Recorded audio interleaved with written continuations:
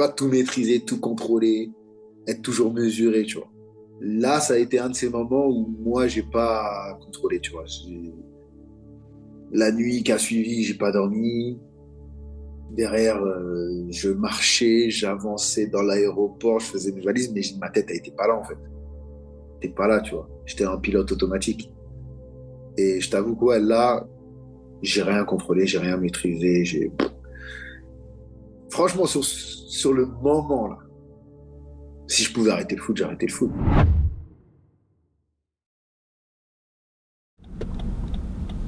Donc voilà, là on arrive au complexe. Donc là-bas c'est je sais pas quel sport.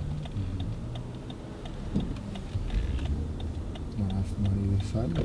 T'as un grand terrain là. Ok. Nous on s'entraîne sur le terrain qui est entouré de trucs de bâches Ouais, je vois. au fond. Ok. Les nos vestiaires, etc. ils sont de ce côté. Voilà. Bah, tu vois le mec qui ramène les trucs, Là, c'est l'intendant du club là-bas. le gars avec les trucs bleus. Ouais. Le sac bleu, pardon. Voilà. Donc il faut passer par là-bas. Moi, c'est Augustin. Et il y a un an, Abdou m'a raconté dans un podcast sa Coupe du Monde et l'élimination face à l'Angleterre en 8e de finale. Il lui avait fallu tout couper durant plusieurs jours, se retrouver seul et prendre du recul sur ce qu'il avait alors vécu comme un échec. Un an plus tard, je mets moi aussi les pieds au Qatar pour retrouver mon pote. Il vit désormais à Doha et joue pour le club d'Al Arabi. Il me montre sa nouvelle vie ici où les Anglais ont mis fin à ses espoirs. Et je le vois déjà tourner vers un autre rêve. Dans un mois commence la CAN en Côte d'Ivoire, dont le Sénégal est tenant du titre. Son mondial 2022, Abdou avait réussi à me le faire vivre au téléphone, alors que j'étais resté bien assis sur ma chaise de bureau, en France. Mais cette fois, j'ai envie de vivre la compétition de l'intérieur, moi aussi. Voir de mes propres yeux, ressentir plus concrètement et comprendre avec plus de puissance ces états émotionnels qu'Abdou peut traverser. Alors je me suis accrédité avec ma carte de presse, j'ai laissé derrière moi la neige parisienne et je me suis envolé direction Abidjan, pour faire partie de l'aventure.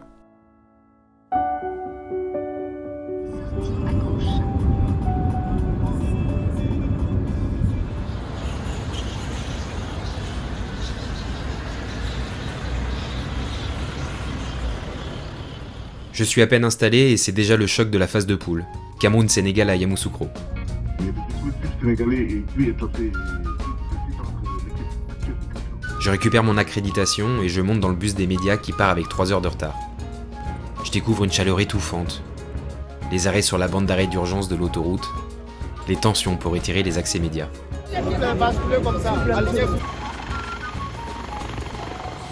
Mais une fois dans le stade, je me dis que je vais vraiment pouvoir profiter et tout filmer. Sauf que... interdiction de filmer en tribune de presse. Des volontaires nous surveillent tout le long du match et viennent nous fâcher comme des enfants si on sort nos portables. Nope. Bon, comme un enfant, j'ai contourné la règle et je suis allé avec les spectateurs pour pouvoir capturer quelques moments.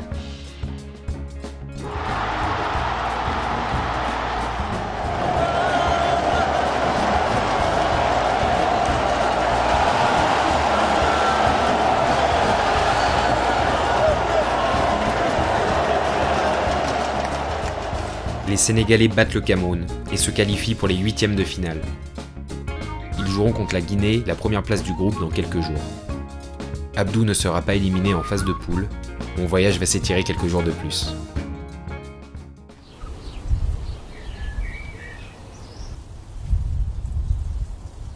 En attendant, je vais pouvoir profiter de la Côte d'Ivoire. Ici, on vit partout au rythme de la CAN, sous l'œil des stars de la sélection ivoirienne sur les panneaux publicitaires. Partout, on tape dans le ballon. Ou dans autre chose. Mais si je suis venu ici pour me plonger dans la réalité du tournoi, il y a une chose que je ne peux pas connaître. Le huis clos. Pendant qu'Abdou est enfermé dans l'hôtel président de Yamoussoukro, à s'entraîner et à se reposer, coupé du monde avec ses coéquipiers, moi j'ai droit au grand air, aux grands espaces, à l'évasion du voyage. J'aurais pu pousser l'expérience jusqu'à m'enfermer dans ma chambre d'hôtel, mais ça aurait été trop bête de louper tout ça.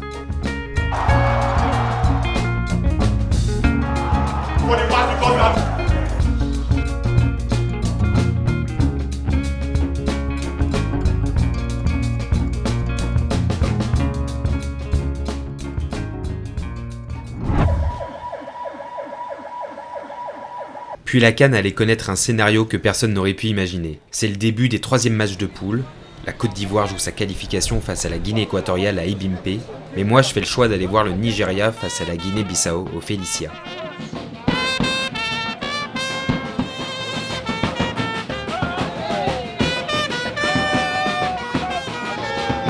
Les tribunes sont pleines d'Ivoiriens qui n'ont pas pu aller soutenir leur équipe. Mais tous suivent le match à distance. Et d'un coup, alors que rien ne se passe sur le terrain devant moi, les Ivoiriens éclatent de joie.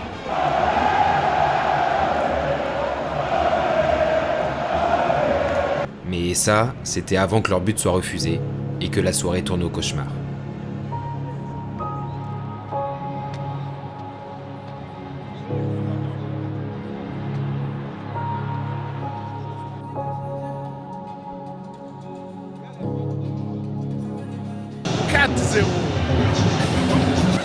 C'est une humiliation totale.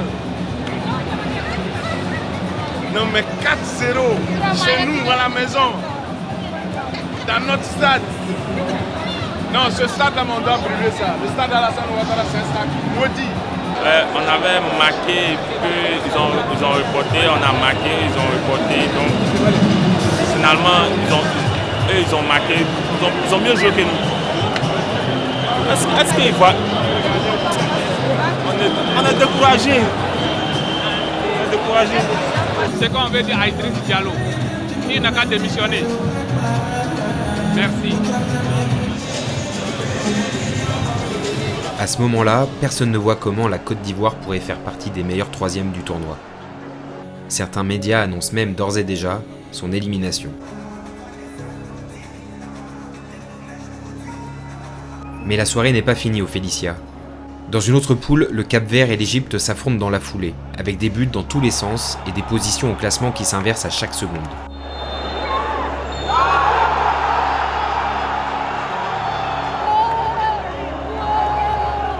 Surtout que, au même moment, le Ghana est accroché dans les derniers instants par le Mozambique.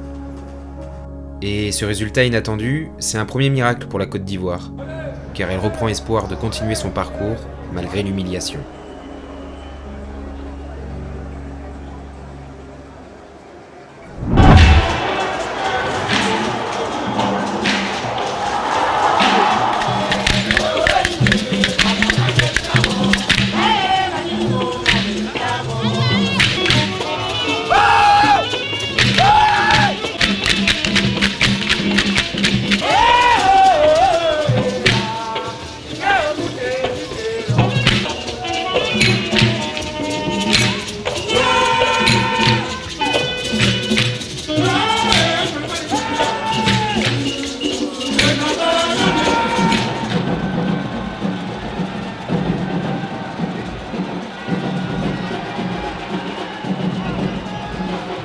C'est probablement ici, en bord pelouse, avant le coup d'envoi, qu'on peut vraiment ressentir la détermination des joueurs et lire sur leur visage ce que ça signifie de jouer pour son pays. Sauf que j'ai pas vraiment le droit d'être ici. Un agent de la CAF en costard me ramène à la réalité et me demande de remonter en tribune.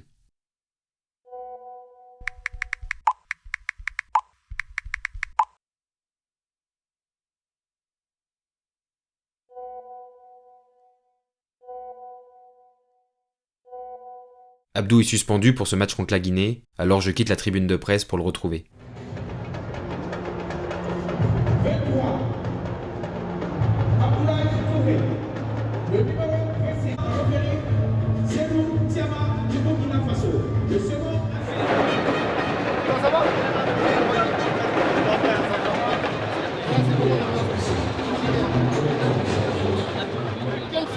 Donc c'est soit, en tout cas c'est soit le premier groupe C, puis soit le Cap-Vert. Cap-Vert c'est chaud aussi. Donc soit c'est Cap-Vert lundi à 17h au Félicien, soit c'est vous à 20h ici. Tu vois?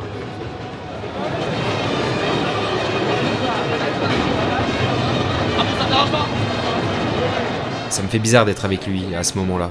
Il vit dans une autre réalité, dans une sorte de bulle hermétique au monde extérieur. Et je me dis que j'ai beaucoup de chance de vivre ce match avec lui.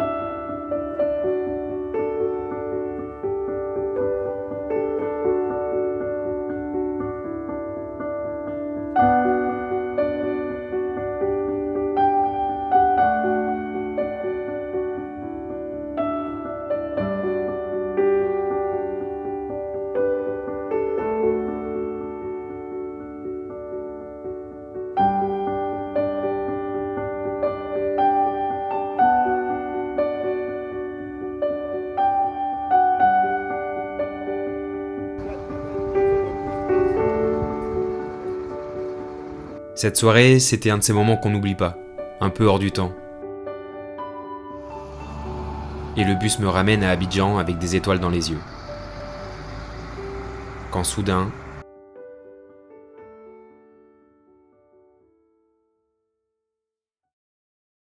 Voilà, il y a un gars derrière moi et puis il y a le téléphone.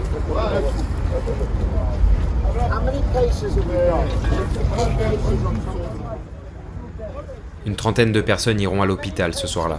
Je fais partie des chanceux qui n'ont rien. Mais je vous avoue qu'à ce moment-là, loin de chez moi, je me sens bien seul.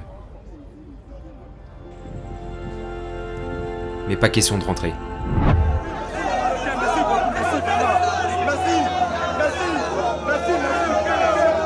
Le lendemain, c'est une autre histoire de survie que la CAN raconte.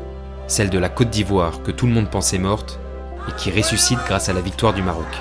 Le pays refait la fête, rien n'est rationnel, tout s'entremêle et la Côte d'Ivoire croisera sur sa route en 8e de finale le Sénégal.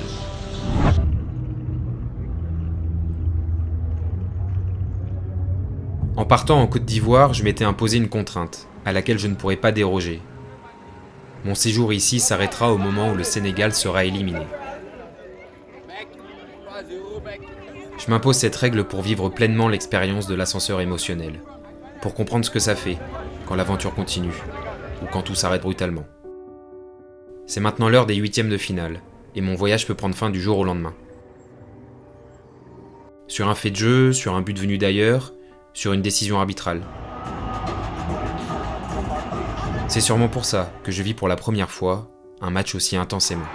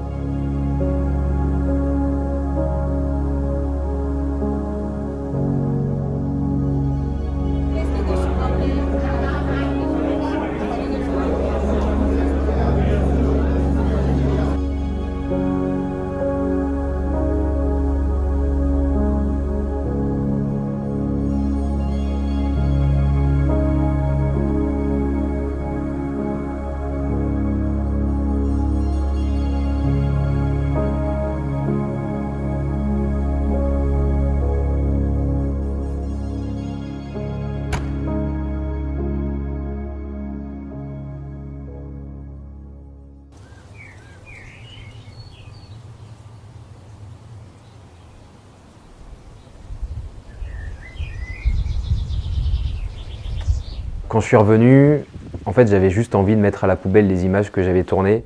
J'avais envie de rien en faire.